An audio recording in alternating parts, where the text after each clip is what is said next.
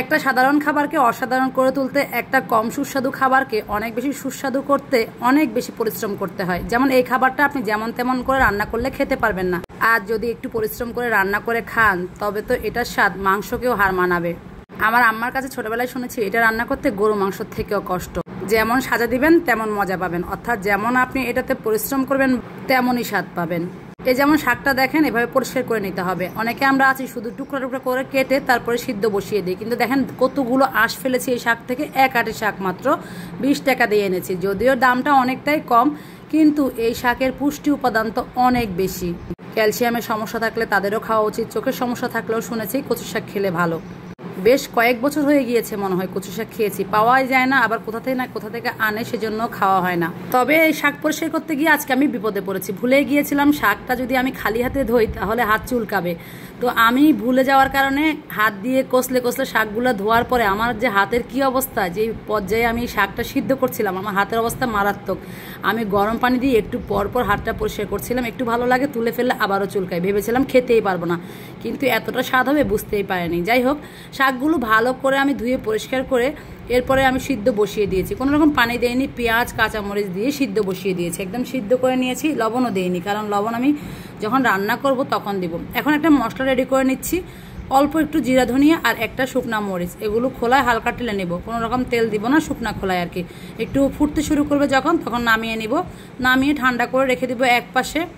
এটাকে আমরা বগনি বলি, মানে কচু শাকে বগনি দিলে বেশি সুগন্ধি ছড়ায় আর খেতে অনেক বেশি ভালো লাগে। এখন মূল রান্নায় চলে এসেছে। আগে তো শাকটা শুধু সিদ্ধ করে নিয়েছি, এখন আমি এখানে একটু তেল দিয়ে নিয়েছি। দেখতেই পাচ্ছেন কতগুলো দিয়েছি, মেপে দেই না আমি আসলে কোনো কিছু, তাই মাপটা বলতে পারছি না। তারপরে দিয়েছি 1 মুঠের মতো চিংড়ি মাছ, খোসা ছাড়ানো চিংড়ি মাছ দিলে বেশি মজা লাগবে খেতে। তারপরে দিয়েছি পেঁয়াজ রসুন কুচি, সামান্য একটু লবণটা দিয়ে আবারও নেড়েচেড়ে পেঁয়াজটা একটু নরম করে নিয়েছি, একদম ভাজা ভাজা করতে হবে না। তারপরে শুকনো মশলা সব কিছু একটু একটু করে দিয়েছি, যেহেতু কচু শাক একটু মশলা তো দেয়াই লাগবে। সব কিছু থেকে আমি একটু দিয়েছি হলুদ মরিচ জিরা ধনিয়া।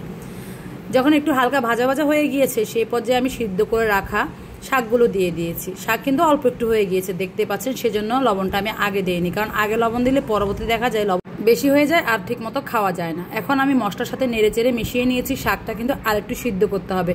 কচু শাক ভালো করে সিদ্ধ না করলে এটা খেতে ভালো লাগবে না। তবে আমি কোনো রকম কোনো বাড়তি কিছু যোগ করে নিই, জাস্ট আমি যেভাবে রান্না করি সেভাবে শেয়ার করছি। হয়তো অনেকের কাছে ভালো লাগবে, অনেকের কাছে লাগবে না। অবশ্যই ভালো লাগলো কি লাগলো না কমেন্টে জানিয়ে যাবেন।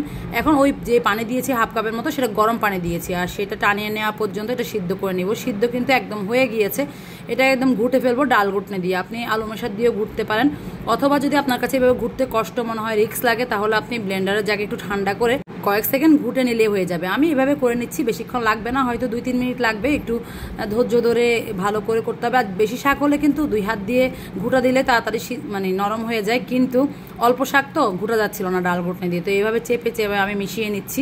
এটা খেতে কি যে মজা, এমনি এমনি তো খাওয়া যায়, সাথে আবার ভাত দিয়ে খেলে তো 2 প্লেট ভাত অনায়াসে খেয়ে নেওয়া যাবে।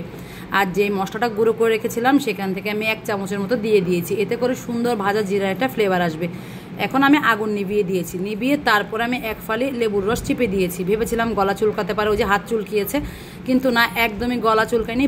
আমার বাচ্চারাও খুব মজা করে খেয়েছে। আমার বড় ছেলের কিন্তু কচু শাক খুব পছন্দ, অন্য কোনো শাক তার পছন্দ না, কিন্তু এটা খুব পছন্দ। গরম ভাতের সাথে এটাকে অমৃত মনে হবে, খেয়ে দেখবেন।